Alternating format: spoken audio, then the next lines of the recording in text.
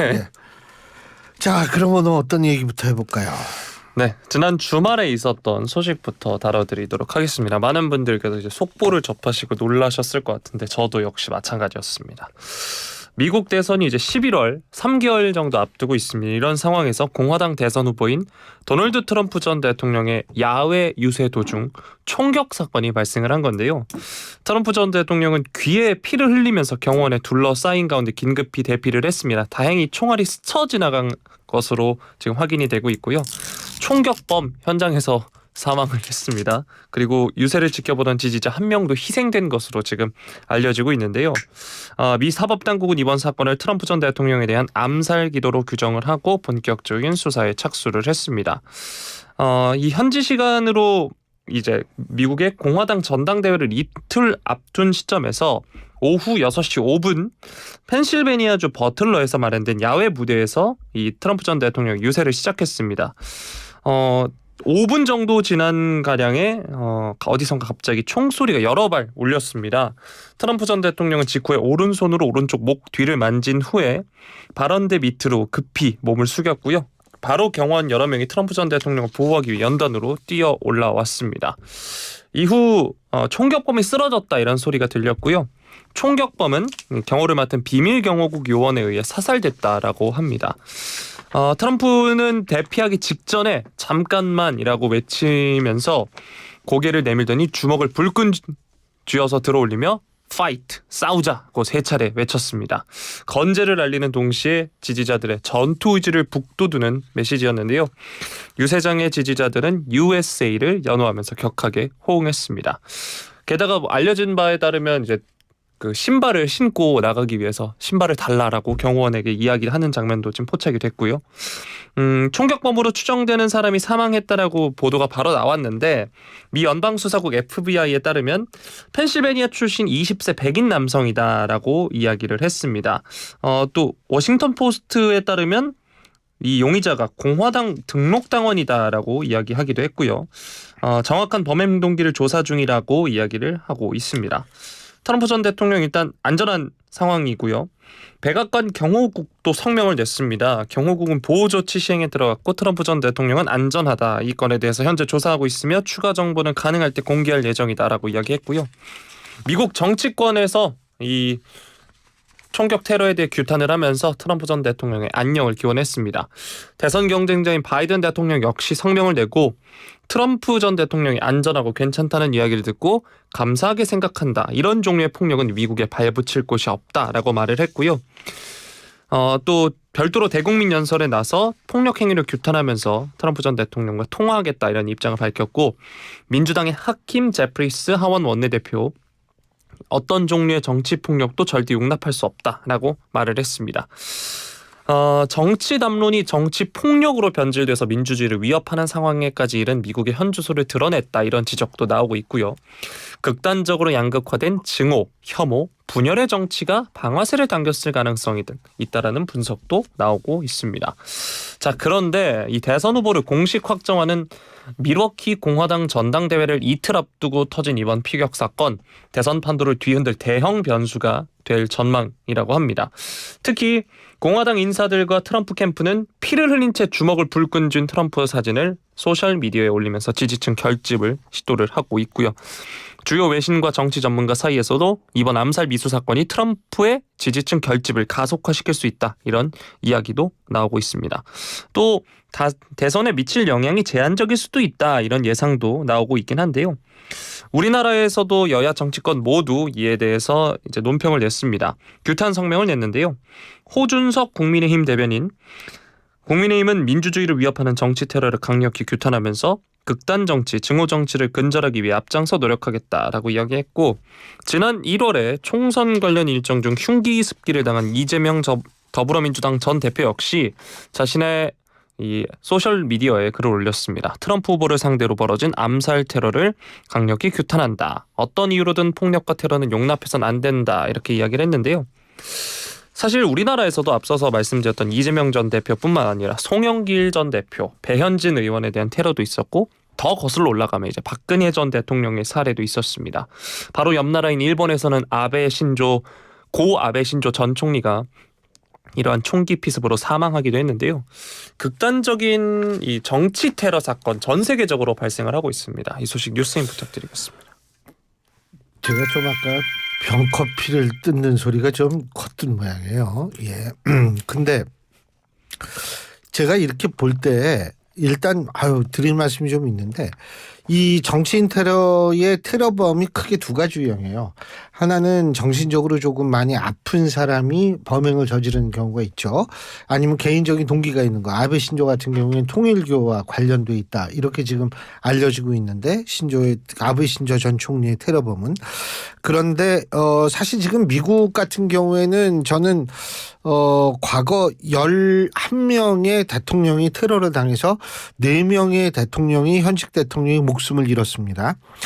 지금 제가 이 말씀 드리는 이유는 현재 그 트럼프 대통령의 총격 피습 사건은 두 가지의 사실은 이 역설이 존재하기 때문에 그렇다고 생각합니다. 첫 번째 역설은 뭐냐면 트럼프 대통령은 총기 완화 총기 규제에 대해서 반대하는 입장을 가졌던 사람인데 총기 규제를 함에도 불구하고 본인이 그 총기 규제를 반대했음에도 불구하고 자기가 총기에 희생을 당했다는 역설이 하나고요. 두 번째는 뭐냐면 미국에서 팬덤을 갖고 있는 정치인은 버니 샌더스, 도널드 트럼프 전 대통령 두 명 정도인데 이 팬덤이라는 게 뭐냐면 이게 정치의 감성화에 극대화된 형태가 팬덤이거든요. 그러면은 이 팬덤의 문제가 뭐냐면 소수의 목소리가 다수처럼 들리게 해가지고 여론을 만드는 순기능도 있지만 가장 중요한 것은 뭐냐면 이 자기가 추종하는 정치인의 반대쪽에 있는 사람들을 악마화합니다. 그럼 반대쪽에 있는 사람 자기가 악마화 당하니까 가만히 있어야지. 그래 난 악마 맞아. 이런 사람이 없잖아요. 감정적으로 상대를 또 악마로 생각을 합니다. 이렇게 되면 결국 뭐냐면 상대가 정책 파트너, 다시 말해서 협상의 파트너로 생각하기보다는 상대를 타도하고 제거해야 될 적이라고 생각을 하게 되거든요. 이런 사고 구조에서 사실은 이런 테러가 발생했을 가능성이 굉장히 높다는 거예요. 그렇다면 트럼프 자신이 팬덤을 막 이용해가지고 여러 가지 정책을 했는데 그 팬덤 때문에 상대를 자극해서 그 자극받은 상대 쪽에서 트럼프를 저격하는 이런 일이 발생했을 수도 있거든요. 이거는 두 가지 역설을 이렇게 본다면 이거는 반드시 트럼프 전 대통령에만 해당되는 것은 아니에요.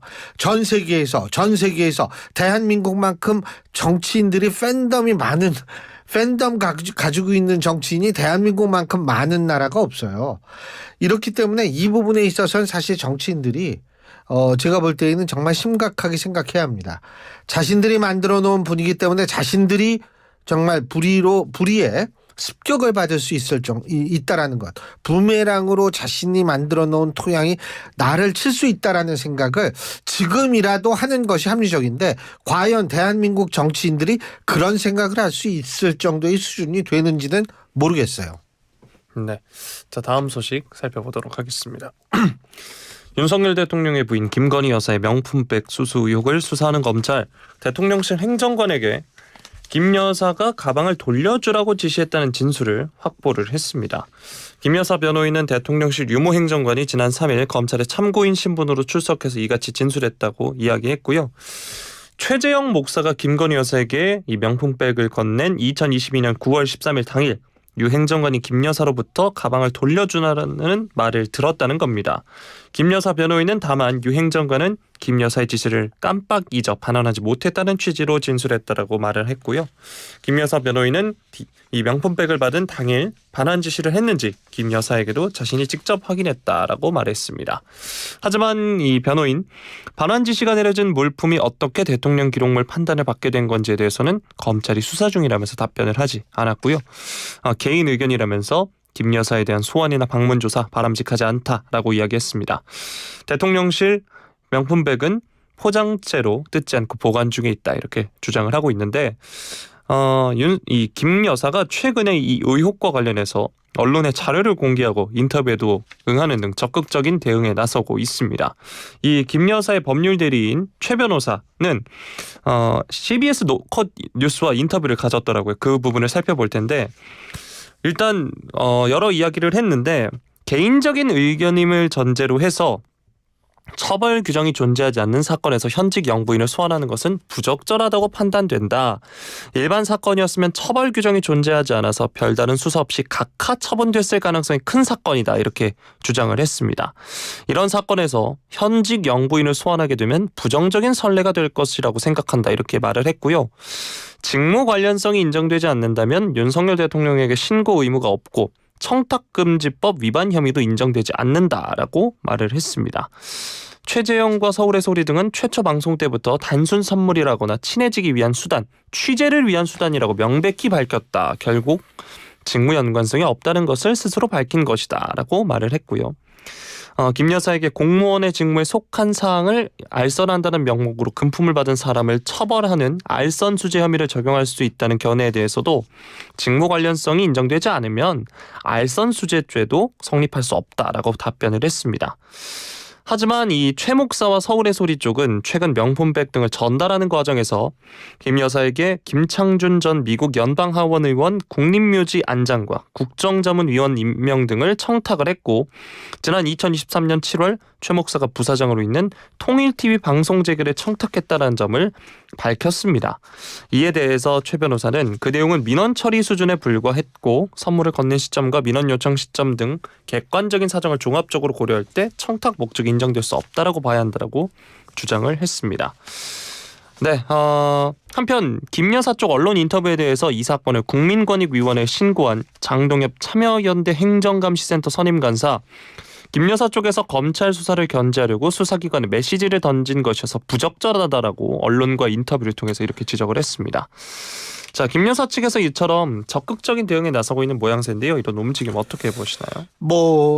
본인들이 생각할 때는 억울하다고 생각하겠죠. 저는 그건 그렇게 생각하고 하는데 여기서는 두 가지 의미가 있습니다. 법적으로 문제가 있느냐 없느냐라는 차원의 문제가 있고 또 하나는 법적과는 전혀 다른 정치적으로 사람들이 어떻게 이 문제를 바라보느냐 하는 문제가 있는데 지금 김 여사가 법적으로 문제가 있다 없다 이걸 떠나가지고 정치적에서 많은 여론들이 김 여사를 어떤 눈으로 바라보고 있는가라는 측면을 사실은 우선적으로 정치적으로 고려해야 된다라고 저는 생각을 합니다.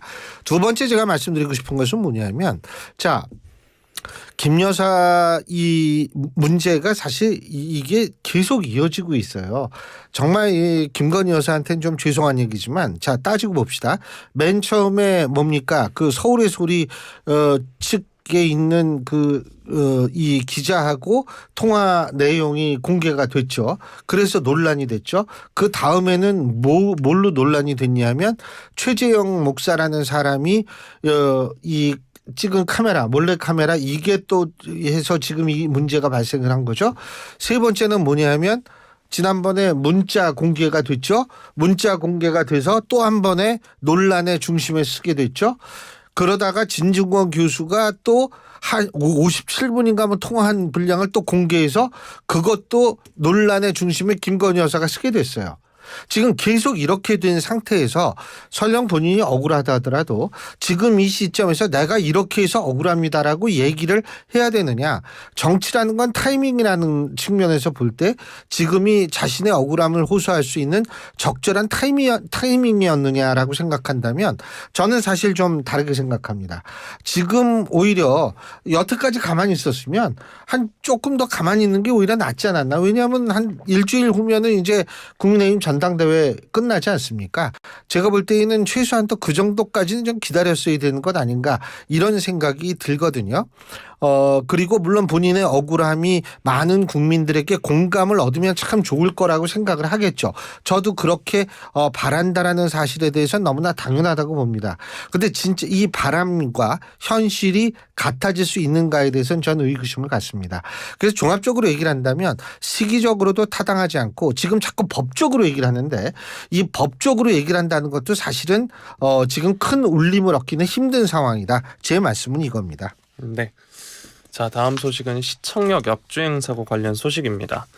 9명의 사망자를 낸 서울시청역 역주행 사고와 관련해서 국과수가 운전자가 가속 페달을 오조작했을 가능성이 크다 이렇게 판단을 했습니다.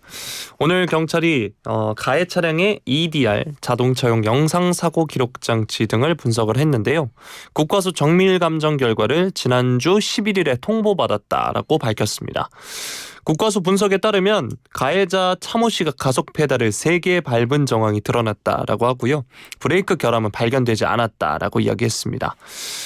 지난 2일 사고가 발생한 직후 국과수가 경찰로부터 가해 차량, 블랙박스 영상, 호텔 및 사고 현장 주변 폐쇄 회로 영상 등 자료 6점을 받아서 정밀 감식에 들어갔습니다.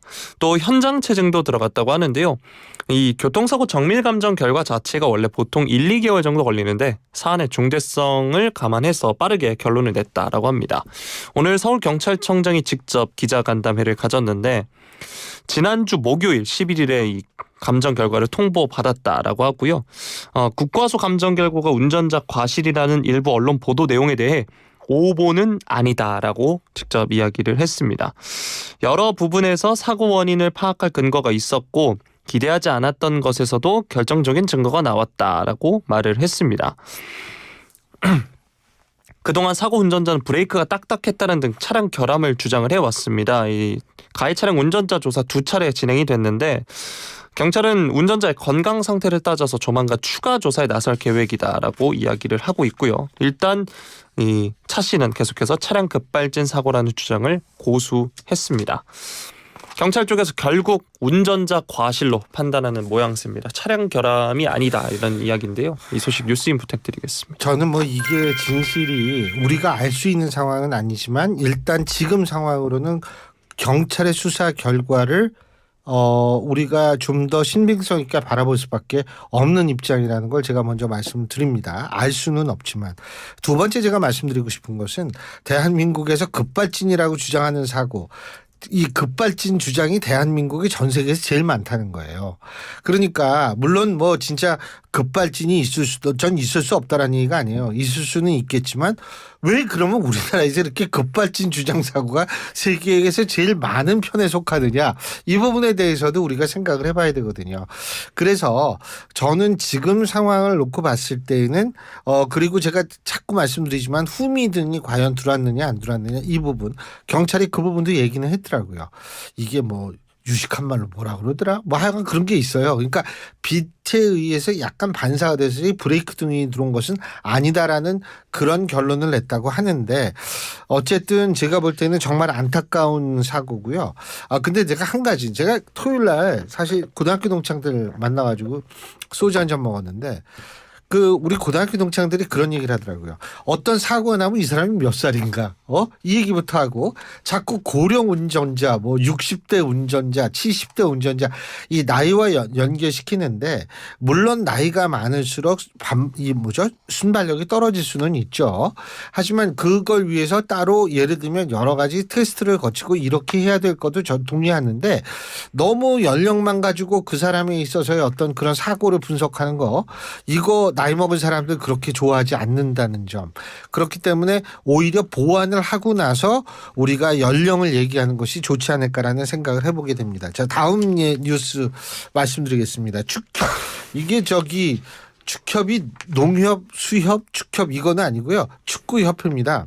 축구협회에서 홍명보 감독을 공식 선임했는데 논란이 좀 있는데 이 와중에 홍명보 감독이 유럽으로 갔다. 그래가지고 지금 이게 굉장히 말들이 많은 모양이에요. 특히 박지성 이 디렉터가 홍명보 감독을 작심 비판했다. 뭐 이런 얘기도 있는데 이게 도대체 뭡니까? 네, 일단 뭐 박지성 전 선수뿐만 아니라 이영표 전 선수 그리고 이동국 전 선수, 조원희 전 선수 모두 지금 협회 행정을 비판을 하고 있고 또 박주호 전 전력강화위원장이 어떻게 보면 폭로를 하지 않았습니까? 이 전력강화위원회 과정 유튜브에서 얘기한 거 말하는 거죠. 그 부분에 있어서 이제 협회가 그간 다른 사안에 대해서는 침묵을 하던 도중에 이 사안만큼은 빠르게 대응을 했죠. 고소한다고. 법적 대응을 검토하겠다. 이에 대해서 이제 또 정말 수많은 여론과 언론들의 비판이 쏟아지고 있는 상황입니다. 사실 오늘 이 출국에 대해서 비판을 하는 부분은 그거죠. 일단 공식 기자회견이 없습니다. 취임을 했으면 공식 기자회견이 있어야 되는데 그게 없고 당장 출장부터 간다는 게 문제고요. 이제 지금 뭐 여기 내용을 보면 본인의 이 한국 축구와 어떻게 이 한국 축구에 대한 이해도를 어떻게 가지고 있는 코치를 선임할지, 혹은 뭐 이 요즘 현대 축구의 핵심이 코치 분업화라서 얼마나 세분하고 전문성을 끌어내서 극대화하는 게 중요하다, 뭐 이렇게 이야기를 하는데, 사실 그렇게 하는 외국인 코치가 아니라 이제 감독을 데려왔어야 되는 게 이제 축구협회의 역할이었는데, 결국 이제 홍명보 감독 선임이 확정이 됐기에 이제 계속해서 비판이 나오고 있는 상황입니다. 야, 근데 이렇게 비판이 많은 상태에서 성적마저 안 좋으면 진짜 이거는 정말 그쵸. 예. 돌이킬 수 없는 강인 거죠. 아유, 네. 그 생각만 해도 그런데, 아니 그러면은 지금 이걸 어떻게 뭐 수습할 수 있는 방법은 없나요? 아니 보면 유명 전 선수들이 뭐 박지성 선수부터 시작해가지고 전부 나와서 비판을 하는데, 내 질문 하나만 합시다. 이렇게 비판을 하는데 축구협회장 버티는 이유가 뭘까요? 축구협회가 그게 개인적인 거라고, 개인적인 소유라고 생각하면 안 될 텐데요. 일단 축구협회 회장이나 혹은 축구협회 쪽에선 별다른 반응을 내놓고 있지는 않은 모양새고요. 이런 여론에 대해서 물론 다 여론을 인지하고 알고는 있는 것으로 지금 파악이 되고 있습니다. 사실 모를 수가 없겠죠. 네. 모르면 그거 심각한 문제죠. 네. 근데 이런 부분에 있어서 대응이 늦다라고 하기보단 대응을 안 하고 있는 게 가장 큰 문제가 아닐까 싶습니다. 대응을 안 하는 것도 있고, 사실은 이 정도로 여론이 안 좋으면 사실 축구협회도 새 마음 새 뜻으로 새로운 어떤 축구협회장을 모신다든지 이래서 심기일전하는 모습을 사실 보여야지 이 상식적인데, 지금 하는 거 보면 도저히 상식적으로 이게 무슨 개인 기구인가 뭐 이런 생각이 들 정도예요. 이런 것들은 사실은 대한민국 축구의 장기적 발전을 위해서 축구협회가 이성적으로 생각을 좀 할 때가 오지 않았나, 이런 생각이 듭니다. 특히 대한민국을 빛난 슈퍼스타들이 이런 식으로 지금 적극적으로 나오고 있다는 사실을 축구협회 어떻게 생각하고 어떻게 수습할 것이고 앞으로 어떤 계획이 있고 그것을 위해서 누가 무엇을 어떻게 해야 되는지를 좀 분명히 밝혀줘야 할 거라고 생각이 듭니다. 협회라는 말의 협자가 뭐 협조하다, 돕다 이런 뜻인데 딱히 한번 배웠어요? 딱히 어울리진 않은 것 같아서 고등학교 때 한번 배웠어요? 네, 그냥 회만 쓰신 건 어떨까 싶습니다. 예, 회. 네. 요새 회. 갑자기 회가 땡기네요. 네. 예. 오늘 수고하셨어요. 고맙습니다. 고맙습니다. 예, YTN의 이우영 아나운서였습니다. 요즘 사람 구하기 너무 힘드네. 피자 나왔습니다.